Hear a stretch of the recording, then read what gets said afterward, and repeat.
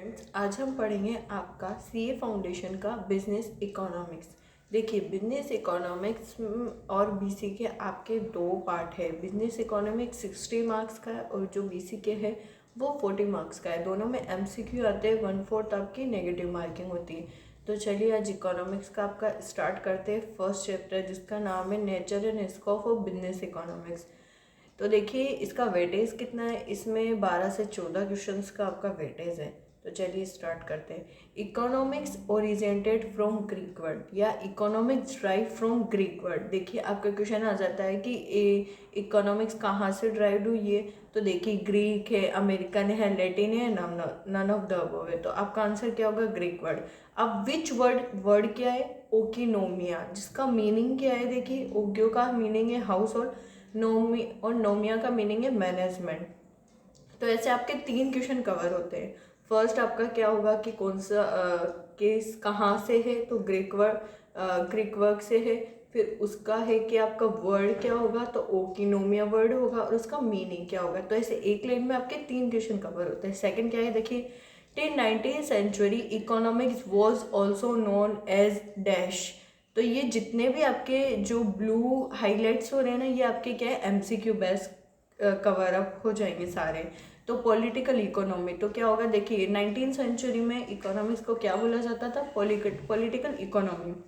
Basic economics problems क्या है? देखिए मेन आपकी जो फंडामेंटल 2 की पॉइंट्स है वो क्या है? देखिए बेसिक इकोनॉमिक्स प्रॉब्लम्स क्या है? 2 तरह की प्रॉब्लम होती है। पहली होती है अनलिमिटेड वांट्स और दूसरी होती है स्केयर ऑफ रिसोर्सेज। यही तो होता है कि पहली तो आपकी क्या है? अनलिमिटेड वांट्स है, दूसरी आपकी क्या है? स्केयर ऑफ रिसोर्सेज है। स्केयर ऑफ रिसोर्सेज मतलब कि साधनों की कमी। यही होता है कि ह्यूमन मोड्स तो क्या होती है? अनलिमिटेड होती है। जैसे कि एक एग्जांपल देखिए, चिंटू है भाई, चिंटू का बर्थडे है। तो चिंटू का बर्थडे तो उसकी मम्मी ने उसको 1000 रुपीज़ दिए पार्टी करने या स्पेंड करने के लिए कैसे भी। अब देखो उसने अपनी बहुत सारी लिस्ट बना ली, मुझे फ्रेंड्स को पार्टी देनी है, या मुझे क्लॉथ लाने हैं, मुझे घूमने जाना है, मुझे बुक्स लानी है, मुझे वीडियो गेम लाना है। तो ऐसे बहुत सारी उसने क्या कर ली? अपनी लिस्ट बना ली। उसके बहुत सारी अनलिमिटेड अमाउंट्स हो गई, लेकिन उसके पास रिसोर्सेज तो कितने हैं? 1000, ओनली 1000 रुपये तो है उसके पास। तो वो क्या करेगा? उन जो उनके अमाउंट्स है उसको इस तरह अरेंज करे कि जिसको क्या हो, उसे सबसे ज़्यादा नीड हो उसको सबसे पहले फुलफिल करे, देन सेकंड थर्ड, ऐसे करके अपनी जो वांट्स है उनको अरेंज कर सकता है। अगला देखिए क्या बोलता है? Resources shall be allocated to their highest value usages. Yes, ये कह रहा है वो, जिससे उसको सबसे ज़्यादा जो नीडेड होना है या सबसे ज़्यादा सेटिस्फेक्शन मिलेगा ना, उस नीड को सबसे पहले फुलफिल करेगा, then second, then third and fourth. Economics is study of transformation of the scarce resources into goods and services to start the most important of our infinite wants। यही कह रहा है ये क्या कह रहा है? देखिए ये कह रहा है कि इकोनॉमी में इस तरह की स्टडी की जाती है कि वो जो इसके रिसोर्सेज हैं उनको इस तरह ट्रांसफॉर्मेशन कर देता है गुड्स एंड सर्विस से के थ्रू, ताकि हमारी जो इनफाइनाइट वांट्स है उनमें से जो सबसे इम्पोर्टेंट है वो सबसे पहले क्या हो? फुलफिल हो जाए। जैसे कि मान लीजिए मेरी है कि मुझे घूमने जाना है, मुझे घर लेना है, मुझे खाना खाना है, या मुझे बाइक लेनी है, या मुझे कार लेनी है। तो मैं क्या करूँगी? सबसे पहले मेरे जो खाना खाने की है वो वांट्स पूरी करूँगी, इसके बाद मेरे घर के करूँगी, फिर मुझे बाइक की करूँगी, कार की करूँगी, एंड देन मैं घूमने जाऊँगी। तो क्या होगा? तो मैंने क्या किया? अपने वांट्स को जिस तरह जो मेरे लिए ज़्यादा ज़रूरत थी, जो मेरे लिए ज़्यादा इंपॉर्टेंट थी, उस रिसोर्सेज में सबसे पहले क्या किया? उसको फुलफिल किया। तो इस तरह क्या होता है? ट्रांसफॉर्मेशन कर दिया जाता है रिसोर्सेज का कि अपनी जो इंपॉर्टेंट नीड है वो सबसे पहले फुलफिल हो जाए। अब देखिए इसमें आपको डिसीजन भी लेना पड़ता है। क्या होता है? देखिए, process of selecting an appropriate alternative that will be provide the most efficient mean of attaining a desired end from 2 or more alternative course of action। yes, क्या होता है? देखिए मान लीजिए दीपक है। अब दीपक को शादी करनी है तो उसके पास 3 ऑप्शन है कि या तो वो दीपिका से कर ले, या करीना से कर ले, या कैटरीना से कर ले। अब वो क्या करेगा? अब उसके बाद 3 ऑप्शन है, तो वो क्या कर सकता है? तीनों में से किसी को भी सेलेक्ट कर सकता है। तो वो यही कह रहा है कि process of selecting an appropriate alternative, जिससे उसको सबसे ज़्यादा जो उसको पसंद करती हो, या जिसको वो पसंद करता हो, या जो उसके लिए अंडरस्टैंडिंग हो, ये दोनों में जो जो सबसे ज़्यादा होगा, जिससे उसको सबसे ज़्यादा सेटिस्फेक्शन मिलेगा, तो वो प्रोसेस ऑफ सेलेक्टिंग तो क्या करेगा, वो उसको सेलेक्ट कर लेगा और from two or more alternative course of action. लेकिन अब देखिए अगले क्या होती है डिसीजन मेकिंग में, arise only if there a choice available. Yes, आपकी डिसीजन मेकिंग कब अराइव होगी, जब आपके पास चॉइस होगी। No alternative no decision. जैसे कि मान लीजिए आप 10th में हो, 10th में आपने पास आउट किया, आपके घर में सारे लोग डॉक्टर है, तो फिर क्या होगा, आपके पास कोई चॉइस ही नहीं, आपको भी डॉक्टर ही, तो आपको साइंस लेना पड़ेगा। लेकिन अगर कोई डॉक्टर है, कोई इंजीनियर है, कोई सीए है, तो आपके पास चॉइस होगी कि आप कॉमर्स या साइंस कुछ भी ले सकते हैं। तो यही है। तो देखिए इसमें हमें बहुत सारे डिसीजन लेने पड़ते हैं कि बिजनेस को कंटिन्यू किया जाए, शट डाउन कर दिया जाए, न्यू प्रोडक्ट बनाया जाए, मेक बाय किया जाए, मार्केटिंग की जाए। तो इसमें बहुत सारे डिसीजन लेने पड़ते हैं। लेकिन अगर आपके पास कोई अल्टरनेटिव ही नहीं है तो आपको डिसीजन ही नहीं लेना पड़ेगा। अब देखिए जॉर्डन क्या कहते हैं, जॉर्डन कहते हैं define business economics is the use of economic analysis to make business decision involving the best use of organisation इसके रिसोर्सेज। वो क्या कहता है, तो इसमें आपको इतनी लंबी कॉम्प्लिकेटेड ये जो डेफिनेशन है ये याद करने की ज़रूरत नहीं है। इसमें जो ऑर्गेनाइजेशन इसके रिसोर्सेज हैं, देखिए मैं इसको अंडरलाइन कर देती हूँ।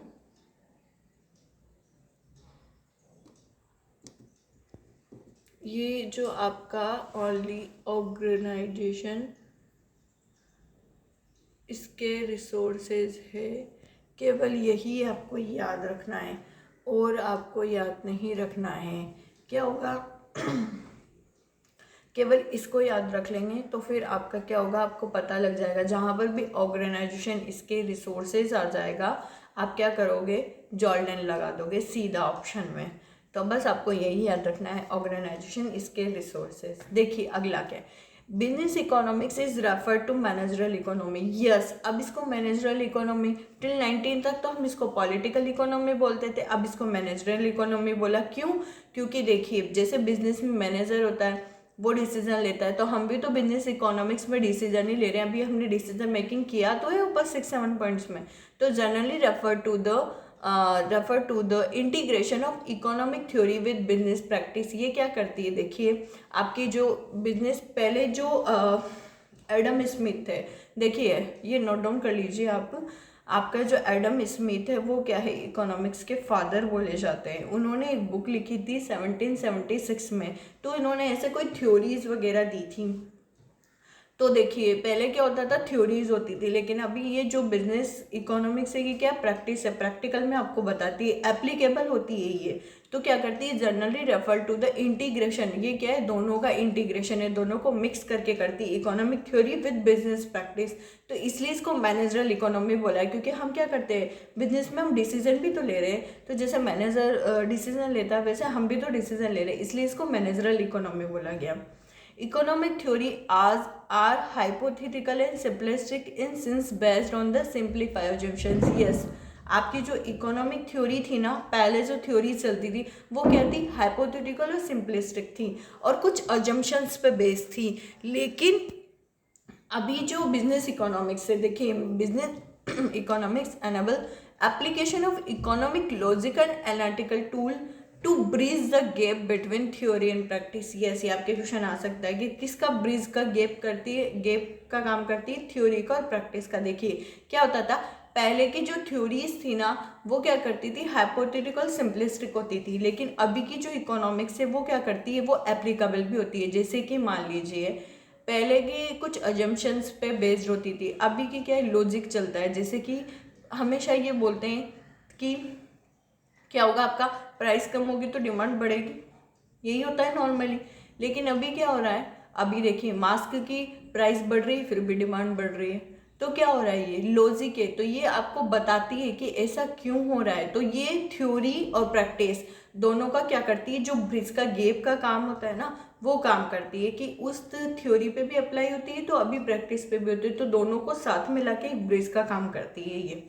उसके बाद देखिए आपके माइक्रो और मैक्रो। अब देखिए डिफरेंस बिटवीन माइक्रो और मैक्रो क्या होता है, देखिए आपके पहला है भाई ग्रीक वर्ड से लिया गया है माइक्रोस। यस, ये याद रखिएगा, MIKROS। तो माइक्रो इकोनॉमिक्स में इसको माइक्रो ग्रीक वर्ड से लिया गया है, विच मीन्स इसका मतलब क्या होता है स्मॉल, स्मॉल यानी छोटा, यानी कि छोटे लेवल पे हम इसकी स्टडी करते हैं। जैसे कि study of particular firm, yes एक पर्टिकुलर फर्म की, एक पर्टिकुलर इंडिविजुअल की स्टडी की जाती है, particular house hold, individual price, जैसे कि एक पर्टिकुलर प्रोडक्ट की प्राइस, वेजेज हो गई, इनकम हो गई, इंडिविजुअल इंडस्ट्री हो गई, पर्टिकुलर कमोडिटी हो गई। और ये डेफिनेशन किसने दी है, ये याद रखिएगा प्रोफेसर बॉल्डिंग ने दी है। ये भाई ये जो डेफिनेशन है ये प्रोफेसर बॉल्डिंग ने दी है। तो एक पर्टिकुलर, याद रखिएगा छोटी सी डेफिनेशन है, तो ये इंडिविजुअल्स पे जहाँ पर भी आ जाए, particular firm, particular income, house hold firm, तो ये क्या होगा जहाँ पर आपको माइक्रो लगाना है। अब देखिए बिहेवियर क्या होता है, एक पर्टिकुलर, ये हंसी क्या होता है, वो स्वार्थी होता है, ये अपने से मतलब रखता है। तो क्या है, बिहेवियर ऑफ इंडिविजुअल फर्म और इंडस्ट्री, ये केवल एक ही की स्टडी करता है। इसीलिए इसको क्या बोला जाता है, it is called price theory, इसलिए इसको प्राइस थ्योरी भी बोला जाता है। अब देखिए मैक्रो पे आइए, वही ग्रीक वर्ड से लिया गया मैक्रोस, MAKROS। इसका मतलब होता है लार्ज, यानी कि बड़े लेवल पे, एग्रीगेट यानी कि नेशनल।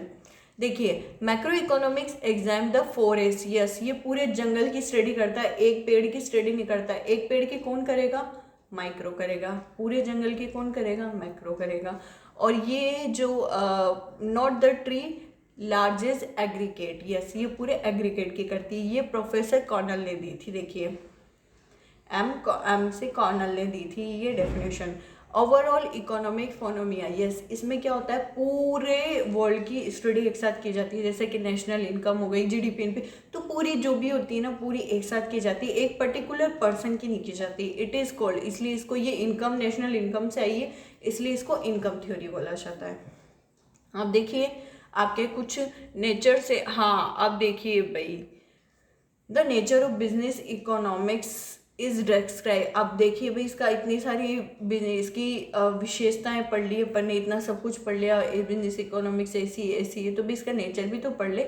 शर्मा जी के बेटे की पढ़ाई हो रही होती है, तो अब घर वाले बोलते हैं वो शर्मा जी का बेटा तो ऐसे करता है ऐसे करता है, भाई उसका नेचर तो जान ले वो कैसा है। तो चलिए इसका भी नेचर जानते हैं। Business economics is a science, क्या है, बिजनेस इकोनॉमिक्स एक साइंस है, क्योंकि वह एक्सप्लेन करती है cause and effect relationship. Yes यही बताती है ना कि प्राइस बढ़ रही है तो डिमांड कम हो रही है, डिमांड बढ़ रही है, प्राइस कम हो रही है तो डिमांड बढ़ रही है, और प्राइस ज़्यादा हो रही है तो डिमांड क्या हो रही है, कम हो रही है। तो ये बताता है कि एक के होने से दूसरे पे कैसा इफेक्ट पड़ रहा है, तो इसलिए इसको साइंस बोला गया है। देखिए business economics is an art, yes ये आर्ट भी है, क्योंकि application of rules and principles, yes जैसे कि मान लो अपन बहुत सी बार होता है कि हिंदू रिलीजन्स में हैं या भगवान को सब मानते हैं, तो ये होता है कि भगवान की तरफ पैर करके मत बैठिए, पीठ करके मत बैठिए। बहुत बार होता है लोग बोलते हैं कि भगवान की तरफ पैर नहीं, तो ये क्या है, प्रिंसिपल्स भी तो मान रही है, ये बता रही है, ये आर्ट भी है। तो क्या होता है, ये application of rule and practice principles भी रखती है और साथ में कॉज एंड इफेक्ट भी चलती है। तो साइंस भी है और आर्ट भी है, अपने रूल्स और एप्लीकेशंस को भी साथ में लेके चलती है और कॉज एंड इफेक्ट बताती है कि ऐसा क्यों हुआ है, इसलिए हुआ है। Micro economics based, yes micro और मैक्रो देखिए दोनों है, ये क्यों है, क्योंकि जिस जगह पहले माइक्रो होगी फिर आपको पूरी की भी स्टडी करनी है, पहले एक की करके फिर मैक्रो की करती है, तो ये दोनों की स्टडी इसमें शामिल होती है, माइक्रो की भी होती है और मैक्रो की भी होती है। Analysis from private enterprises economic view point, yes ये क्या करती है, जो एक पर्टिकुलर प्राइवेट इंटरप्राइजेज जो इंटरप्राइजेज होते हैं इकोनॉमी, उसके व्यू पॉइंट से देखती है ये कि किस तरह क्या हो रहा है। तो एक पर्टिकुलर बेस किसको बनाती है, एक पर्टिकुलर प्राइवेट एंटरप्राइजेज होती है उसको बेस बना के काम करती है। इंटरडिसिप्लिनरी कैसी होती है, देखिए integrate the tool and decision science such A mathematics yes ये सब जगह अप्लाई की जाती है। देखिए साइंस भी ये बोला अपन ने, इसको आर्ट भी बोला, ये मैक्रो में भी होती है माइक्रो में भी होती है। तो ये क्या होती है, मैथमेटिक्स में भी यूज़ की। कैलकुलेटर लेके नहीं जाओगे क्या एग्जाम में, कैलकुलेटर लेके जाओगे ना एग्जाम में इकोनॉमिक्स के पेपर में, तो वही है। तो उसमें मैथमेटिक्स भी आ रही है, स्टैटिक्स भी है, इकोनॉमिक विद इकोनॉमिक, तो इकोनॉमेट्रिक्स विद इकोनॉमिक्स। तो क्या होती है इसमें सारी चीज़ें क्या होती है, इंटरडिसिप्लिनरी होती है, ये सब इंक्लूड होती है। और यस ये प्रैग्मेटिक अप्रोच है। ये क्या है, प्राग्मेटिक अप्रोच है। ये क्या है, ये हाइपोथेटिकल और सिंपलिस्टिक नहीं है, ये क्या है, प्राग्मेटिक है। ये वास्ट है, ज़्यादा है, हर जगह अप्लीकेबल होती है ये।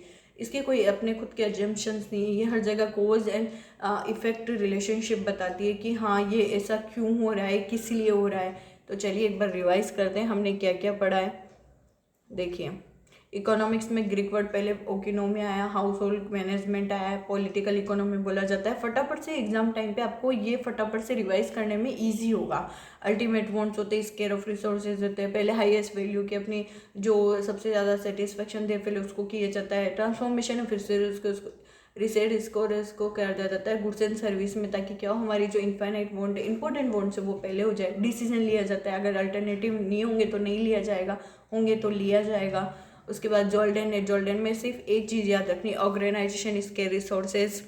मैनेजरल इकोनॉमी है, हाइपोथेटिकल सिंपलिस्टिक है, दोनों के ब्रिज का गैप का करती है। पहले जो थ्योरी थी वो हाइपोथेटिकल सिंपलिस्टिक थी, ये क्या है, लॉजिकल एनालिटिकल है, ब्रिज दोनों का करती है। माइक्रो मैक्रो है, स्मॉल ये लार्ज होगा, ये एक पर्टिकुलर फर्म का करेगा, और ये क्या करेगा, पूरा एग्रीगेट करेगा। ये प्राइस थ्योरी है, और मैक्रो को क्या बोलते हैं, इनकम थ्योरी बोलते हैं। उसके बाद ये साइंस भी है, आर्ट्स भी है।